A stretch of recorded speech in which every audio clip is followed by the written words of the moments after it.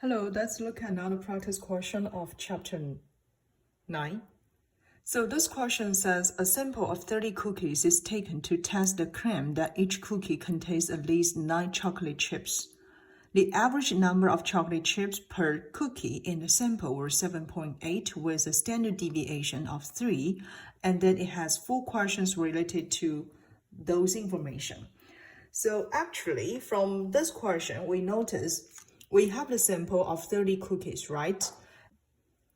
And we also know that the average number of the chocolate chips per cookie in the sample was 7.8 with a standard deviation of 3. So here, 3 is the sample standard deviation, not the standard deviation of the population, okay? So here, let's just review the hypothesis test of population mean if standard deviation of population is unknown, okay? Because from this question, we notice the standard deviation of 3 is from the sample, okay? Is from the sample, is not from the population. So this is the case that the standard deviation of the population, sigma, is unknown. So if population standard deviation sigma is unknown, then what can we do to do the hypothesis test of the population mean? First, we will use the sample mean x bar as a point estimate of mu. And then we will use sample standard deviation s, okay, as a point estimate of population standard deviation sigma, okay? And based on this, we will compute our test statistic. So here we will use t test statistic rather than z test statistic that we talked about in the previous practice question.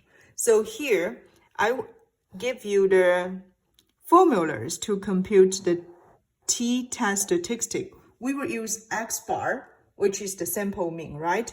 Subtract mu 0. Mu 0 is the hypothesis value for the population mean.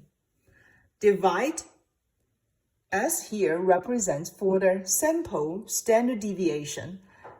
And then we need to use the whole number here, divide the square root of the sample size n, okay? And based on this is the t test statistic, then we need to use the t distribution. So we need to use t distribution, and we need to also compute the degrees of the freedom equal the sample size minus 1, okay? Very similar to the hypothesis of the population mean. If the standard deviation of the population is known, there are also 3 forms of the hypothesis test here. I divide it into one-tailed test and two-tailed test, okay? Within one-tailed test, we also have the lower-tailed test. So the lower-tailed test, the non-hypothesis will be mu large or equal to mu 0, and the alternative hypothesis will be mu less than mu 0. The upper-tailed test, we have the non-hypothesis H0 here, or we have the mu less or equal to mu 0, and then the alternative hypothesis will be mu larger than mu 0. Then let's see the two-tailed test. So for two-tailed test, we have the non-hypothesis of mu equal mu 0, and the alternative hypothesis is mu doesn't equal mu 0. So in this question, it says each cookie contains at least 9 chocolate chips. So this will be a one-tailed test. Therefore, let me just emphasize several things in one-tailed test. So for one-tailed test of the population mean, if the population standard deviation sigma is unknown, we can have 2 approaches.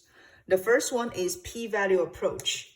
So for p-value approach, we first need to know what's the level of significance. We always use alpha to represent for the level of significance. And then there is a rejection rule, okay? The rejection rule will be, we will reject the non-hypothesis if the p-value less or equal to alpha, the level of significance.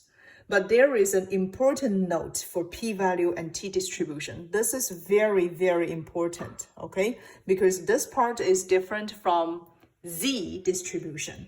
So actually, from the t-distribution table, we can only identify a range.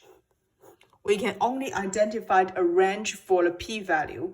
So this part is different from z-distribution, because from the z-distribution, we can find out exactly the p-value. However, based on the t-distribution table, we can only identify a range for the p-value, okay?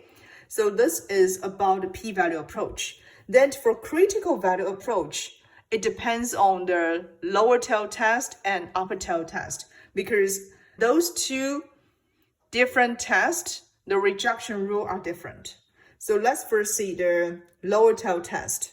For lower tail test, we know the null-hypothesis will be mu larger or equal mu 0, right? And alternative hypothesis will be mu less than mu 0. Therefore, the rejection rule will be, we will reject the null-hypothesis if t, the test statistic, less than negative t alpha, okay?